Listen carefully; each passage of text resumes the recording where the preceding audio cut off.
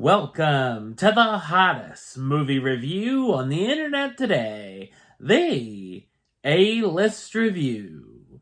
I am your host, the Game Changer, Wes Troop, and it's time for another Viewer's Choice Pick Review. I gave you guys 4 random different films to choose from, and this is the one that got the most votes.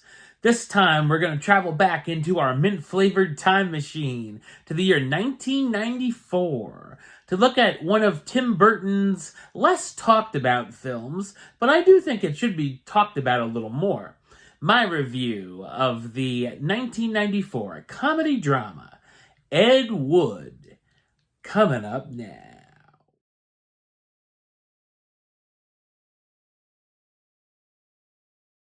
Ambitious but troubled movie director Edward D. Wood Jr. tries his best to fulfill his dreams despite his lack of talent. So what did I think of Ed Wood? I thought it's a hilarious and delightful biographical comedy drama. The film is based on The Nightmare of Ecstasy, the life and art of Edward D. Wood Jr. by Rudolph Gray.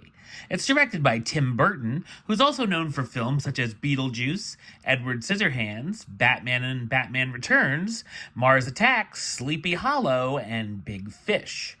Burton made the perfect decision of the film being in black and white, as it's a fantastic homage to the era Wood's movies were filmed in, and even though it's not in color, you can pick up on some of the Burton style throughout the film. I didn't know very much about Ed Wood himself, and this certainly gives us a lot of insight into his career and also the man behind the scenes. He's been considered by many to be the worst director of all time, although my money is still on Michael Bay. Johnny Depp does a great job playing the director, and I could see where he took some inspiration from this role for his version of Willy Wonka. We see Wood stopped at nothing to get these productions made, even if they turned out to be terrible movies, such as Plan 9 from Outer Space. He was very optimistic and loved doing his job, even though there's so many things getting in his way to stop him. From giving out big roles to wannabe actors who gave him money to make the movie, or having to make changes to the script as they like it. We also see him and the castmates trying to host dinners at the Brown Derby for fundraising, stealing a prop from a warehouse, and go all the way to getting baptized to get money from the church.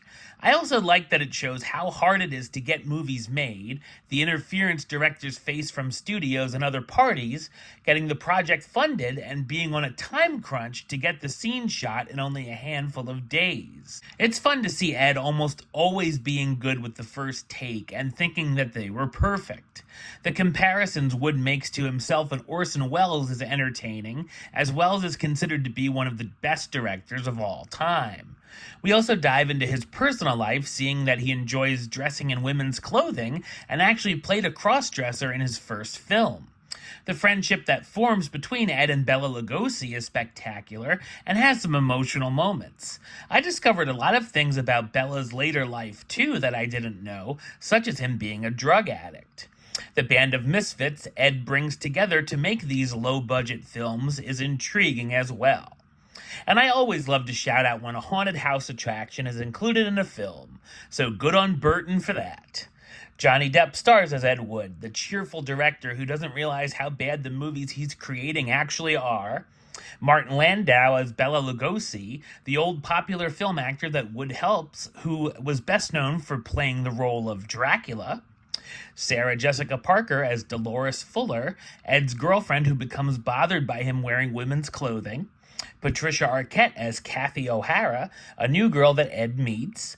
Bill Murray as John Bunny Breckenridge, Ed's drag queen friend who helps him with his films. And George the Animal Steele as Tor Johnson, the pro wrestler Ed gives movie roles to. The film was nominated and won 2 Academy Awards, Best Makeup for Rick Baker and Best Supporting Actor for Landau. Ed Wood is a witty and wacky film that's been hailed as one of Burton's best works. Number-wise, I'm going to give it an 8 out of 10, which gives it the A-list rating of Do It, and a high Do It at that. All right, well, that's the show. Don't forget to vote for the next Viewer's Choice pick, and I'll be back very soon. But until then, don't forget to like, comment, and subscribe right here on YouTube. YouTube.com/Westside of 515. Like the show on Facebook, Facebook.com/WestTruePlaylist. And of course, you can follow me on the Instagram and Letterboxd at West A-List. Until next time, Troop out.